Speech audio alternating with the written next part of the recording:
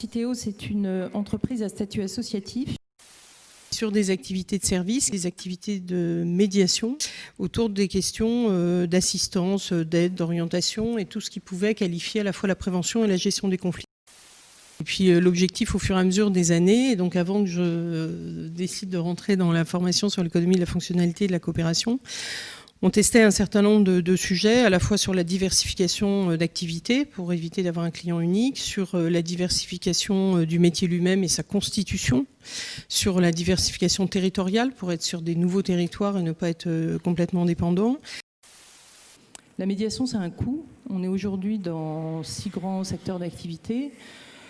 notamment le secteur mobilité et placement, mais je prends un autre exemple dans le secteur de la santé. On a maintenant des médiateurs dans les services d'urgence hospitalière. En milieu hospitalier et de santé, il n'y a plus d'argent, il y a surtout des dettes.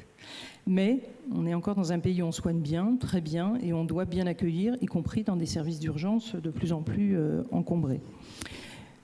Le corps hospitalier, le corps administratif est formé à accueillir des gens pour leur demander leur carte vitale ou leur carte de CMU. Ils sont formés pour soigner des gens qui ne vont pas bien. Ils ne sont pas formés pour se faire insulter, pour se faire eux-mêmes frapper dans les cas les plus compliqués. Ils ne sont pas formés à l'impatience des patients, ils ne sont pas formés à l'impatience des accompagnants. Et qui sont eux-mêmes des accompagnants dont on peut comprendre pourquoi ils s'énervent, parce qu'ils attendent longtemps, parce qu'ils n'ont pas la bonne information, parce qu'ils doivent aller chercher leur autre gamin à l'école pendant qu'il y en a un autre qui se fait recoudre le cerveau parce qu'il est tombé, etc. Et donc toute l'idée, en allant voir le service hospitalier, c'est de dire, nous on vient, non pas pour vous dire que la médiation va coûter, mais on va identifier avec vous vos attentes et besoins et qu'est-ce que ça peut vous rapporter,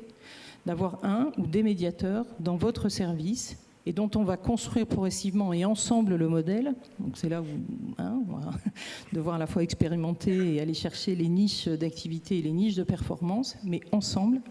dans de meilleures coopérations. Et pour synthétiser, aujourd'hui, on est depuis 2 ans maintenant au service des urgences d'un hôpital qui reçoit énormément de patients chaque année et qui aujourd'hui nous dit... quand vous êtes arrivé, on s'est dit quand même la direction elle charrie parce qu'on a plein d'autres dépenses à faire et embaucher un médiateur, en plus on ne sait pas d'où il vient et puis bon, qu'est-ce qu'il va rajouter dans les effectifs et au détriment de quoi dans l'hôpital. Et aujourd'hui, on a un médiateur qui permet à la fois de rendre le travail des patients, le travail des soignants beaucoup plus paisible. On est en train de regarder, en poussant le modèle, à quelle influence on a à la fois sur le taux de rotation, le taux de flux, voire le taux d'absentéisme des collaborateurs,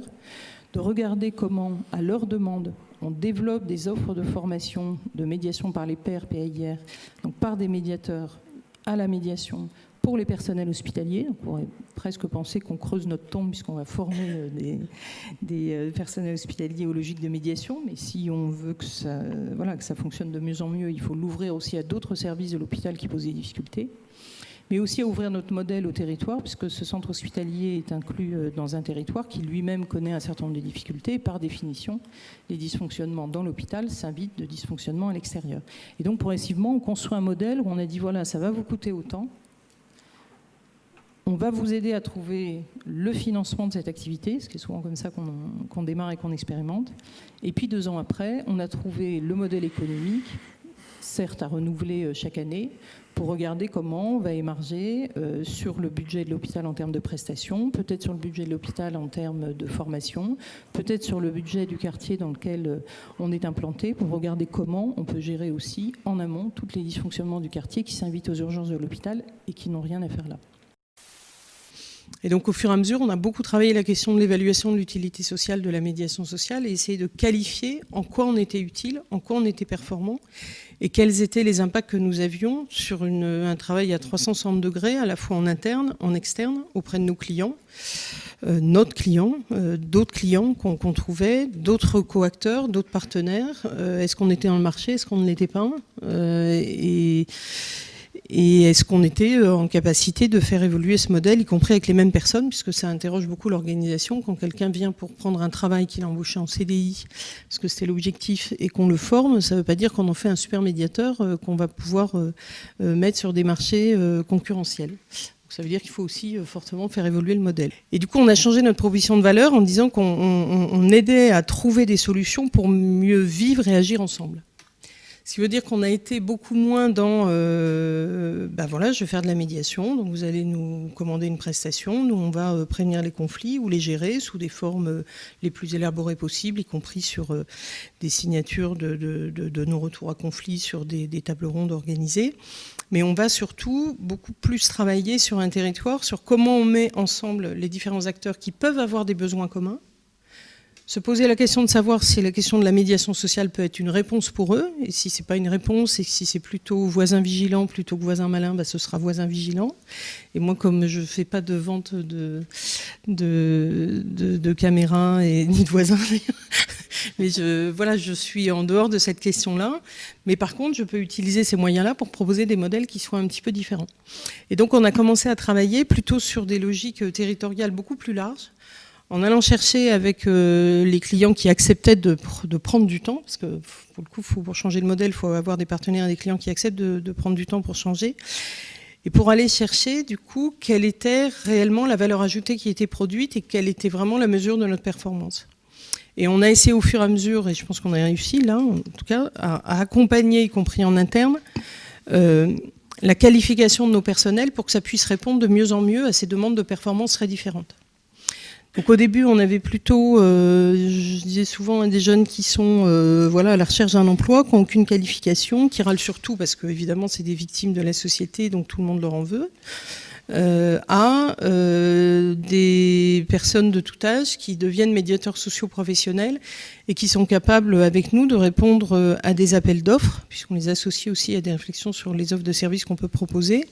et qui par exemple là, sur un marché d'appels d'offres où on a été retenu, sont capables d'accompagner le changement de comportement de population sur les consommations énergétiques dans des bâtiments publics.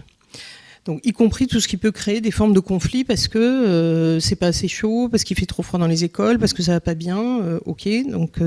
nous on intervient et on travaille plutôt comment la question de la qualité du vivre ensemble peut contribuer à être résolue par des offres de services professionnels en médiation sociale. Donc ça change complètement notre modèle économique, notre façon d'aller chercher des clients, notre façon de nous organiser en interne, le profil et la nature des formations que nous dispensons à nos collaborateurs. Ça produit aussi de la casse, parce que du coup, il y a des collaborateurs qui pètent des câbles, qui ne sont pas dans cette posture-là, et puis d'autres nouveaux qui arrivent, donc ça crée, au moment des incertitudes, c'est un petit peu compliqué à gérer. Ça peut être aussi compliqué pour des clients qui eux-mêmes disent « Non, maintenant, et moi, j'ai des acheteurs ». Et le profil type d'un acheteur, c'est « Je veux plus pour moins ». Des fois mieux, mais c'est pas sûr. En tout cas pour moi, ça c'est certain. Et donc ça change aussi notre dialogue avec nos autres parties prenantes, parce que quand on commence à discuter avec des acheteurs, il faut qu'ils acceptent aussi de rentrer dans un jeu un peu différent, où on va avoir d'autres performances. On n'en est pas encore à ton modèle sur calculer la valeur ajoutée coproduite et comment se la partager. On n'en est pas là. Moi, je ne peux pas dire aux transporteurs, avec la médiation, vous avez baissé le taux de fraude, comment on se répartit le taux de fraude, parce que ça, c'est pas possible, parce que ça, c'est l'autorité organisatrice des transports qui récupère la mise, ou le délégataire et le délégant transporteur, mais c'est rarement un sous-traitant qui est présent dans le réseau de transport en commun. Donc ça reste encore des modèles qu'il faut affiner, qu'il faut déployer, mais il y a d'autres secteurs où on arrive à le faire. Là, on arrive à le faire sur des questions d'énergie, on arrive à le travailler actuellement, y compris avec un autre collègue qui s'est formé comme nous à l'économie de la fonctionnalité avec la Sergic pour ne pas le nommer, où on bosse sur des associations de syndics libres et on arrive à travailler sur du mieux vivre ensemble, sur des prestations de mieux vivre ensemble et de médiation, sur des quartiers neufs, et qui sont des prestations qui sont commandées par une association de syndics libres et gérées par un syndic de copropriété. Donc voilà, ça veut dire qu'on arrive quand même à faire évoluer à la fois l'image et le modèle sur ces questions.